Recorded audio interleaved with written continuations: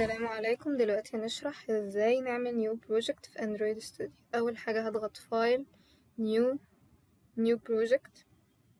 دلوقتي على فيرجن اندرويد ستوديو الجديد فاسمها empty views activity. دي معناها ان انا هشتغل XML empty activity دي compose. في فيرجنز قديمة كانت empty activity كانت XML هي الفيرجن يعني غالبا كانت 2021 و2022 مش فاكرة قوي، بس 2023 فيها compose يعني. هنختار فون او تابلت و empty views activity، بعدين نضغط على next ونسمي الابليكيشن بتاعنا، مثلا هنسميه message. تمام. فده كده اسم البروجكت بتاعنا. دي كده الباكج نيم. طب ايه هي الباكج نيم دي؟ بتكون يونيك على مستوى الابليكيشنز، بالذات في البلاي ستور كل ابليكيشن ليه باكج نيم يونيك. السيف لوكيشن احفظه في اني فولدر، بختار الفولدر بتاعي، بعد كده بختار اللانجوج اللي هشتغل بيها سواء كانت جافا او كوتلين. بعد كده بنختار ال API 28 او اي بقى ليفل، هو بيختلف حسب ايه، حسب الفيتشرز اللي انا عايزاها. بختار الليفل بناء على ايه. هنا مثلا API level 28 اللي هو اندرويد 9. ده بيقولي انه هيشتغل عند 86% of devices. لو جيت مثلا عند 27 لا، بيقولي عند نسبة من الناس اوسع، لان كل ما بقلل ال API احتمالية ان يكون الفيتشرز اللي عندي compatible مع devices اكتر. لو كده مثلا هيبقى 22% of devices، فممكن نخلينا عند اندرويد 10 يعني ده كويس، او اندرويد 9. تمام. طيب بختار بناء على ايه؟ بناء عن الفيتشرز اللي انا عايزة اوصل لها، او على المينيمم اس دي كي. هو كده كده يعني في مينيمم اس دي كي والماكس اس دي كي، فده معناه ايه؟ التليفونات او رينج التليفونات اللي انا هقدر اعمل لها سبورت. تمام.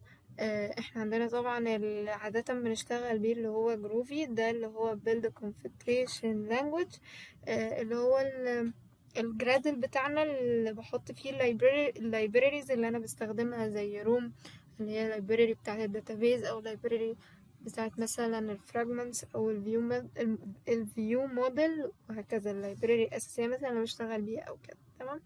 بعد كده بضغط finish.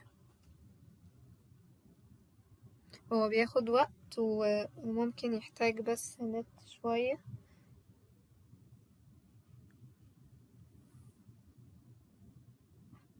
هو دلوقتي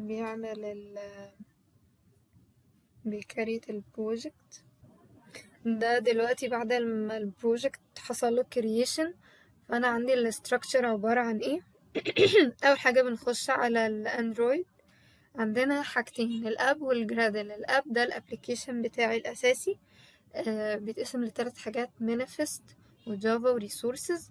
تاني حاجة اللي هو الجرادل، ده الجرادل بتاعي، ده على مستوى البروجكت، وده على مستوى الموديول. غالبا بنشتغل في اللي على مستوى الموديول، بنحط اللايبريز بتاعتنا هنا في الديبندنسيز. فدي الديبندنسيز الأساسية المفروض تكون موجودة في أي ابلكيشن عشان يرن.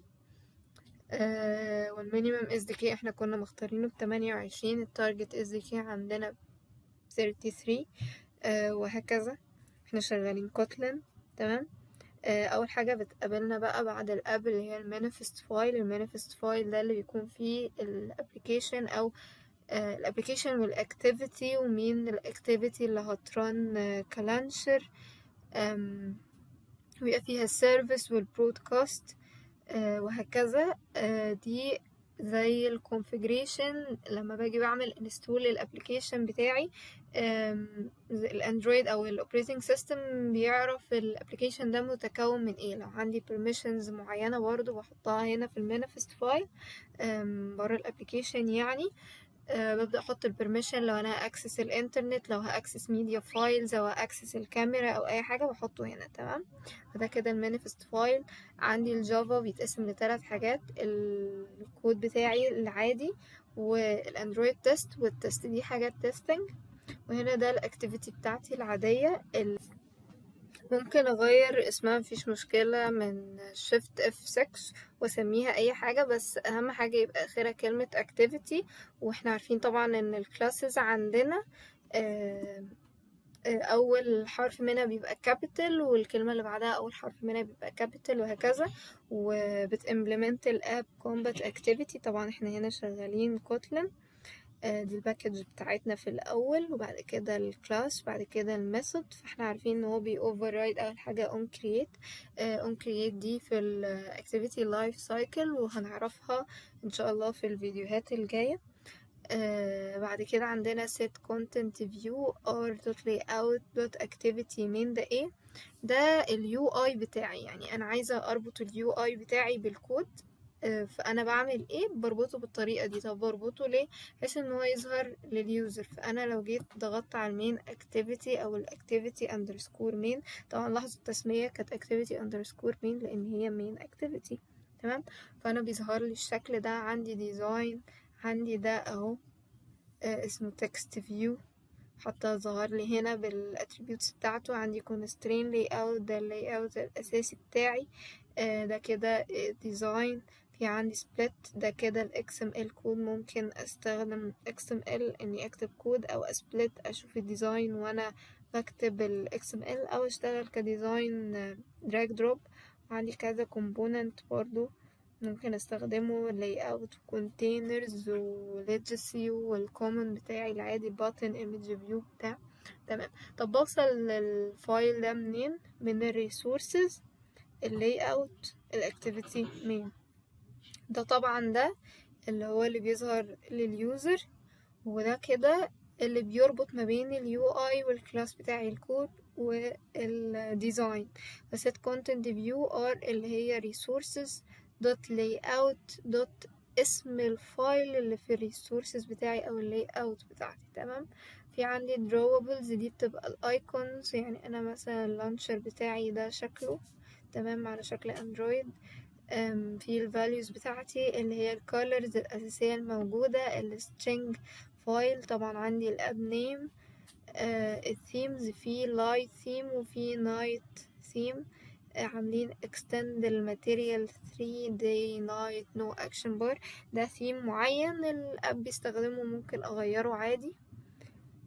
بس يعني بنرن منين؟ بنضغط هنا.